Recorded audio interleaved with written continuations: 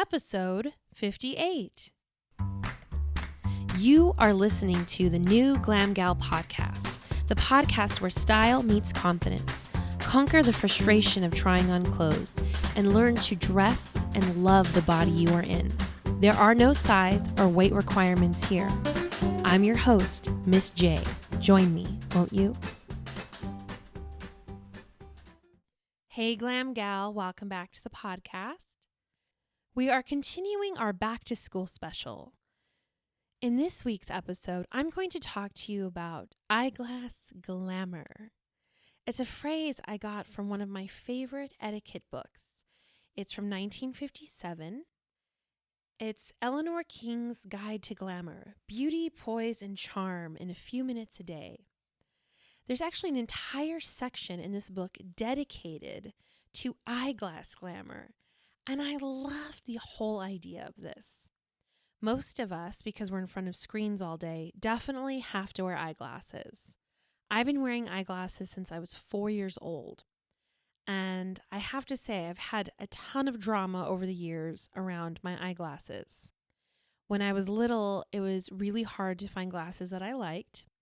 And then when I did find glasses that I liked, I found that I was often made fun of for wearing them.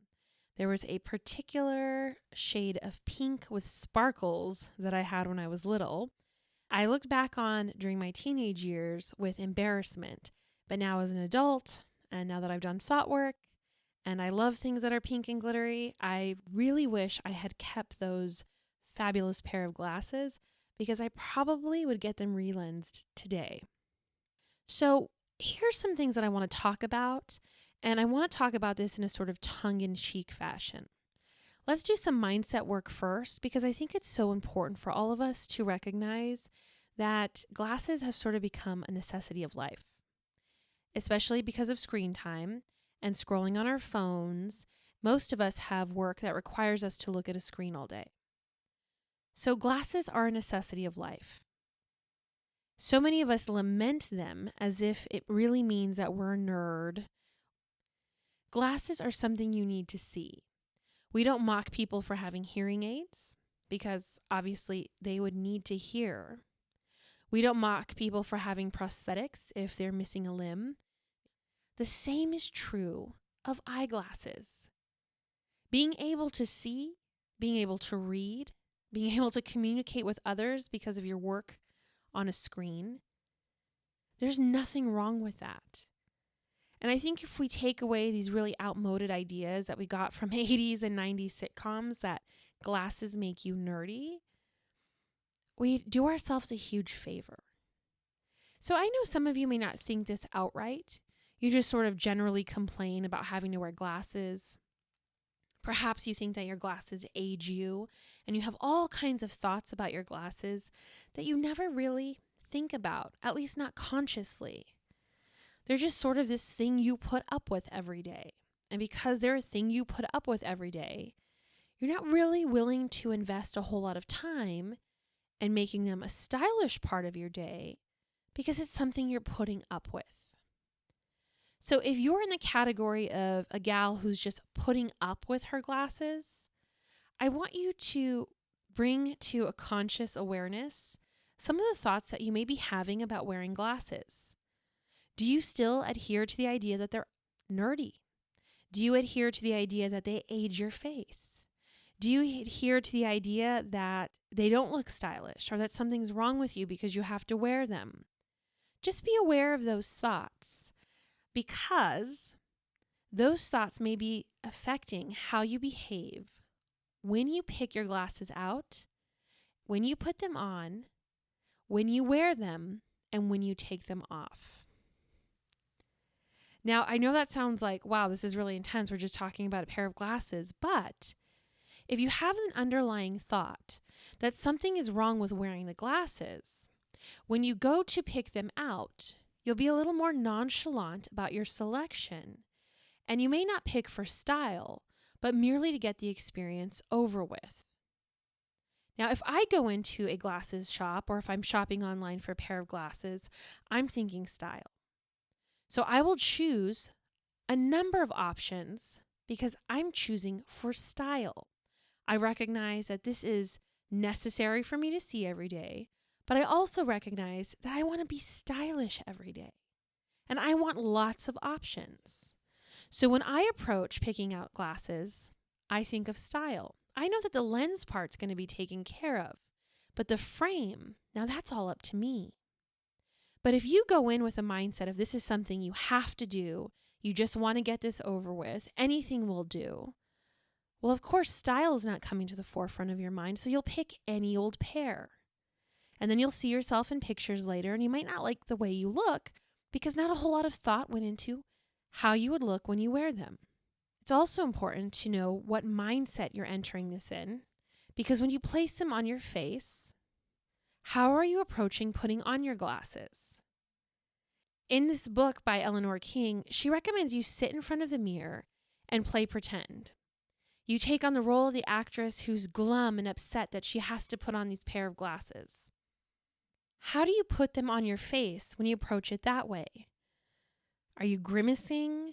Are you hunching forward to put the glasses on your face? Look at your body language. Now, if we take on the role of someone who is excited about wearing glasses, who thinks they're stylish, has 6 pairs in front of her to choose from, how will she approach putting on her glasses? What is her body language like? What kind of movements does she make? What is the look and expression on her face? Are her shoulders hunched over or are they back? Is her head up and chin up, or is she hunching forward? Are her glasses coming to her face, or is she bending her face forward to have her glasses, or is she bending her face forward to have her face meet her glasses? It's a very different set of movements in terms of body language. But it all, of course, starts with your mindset. Now, I want you to adopt a stylish mindset.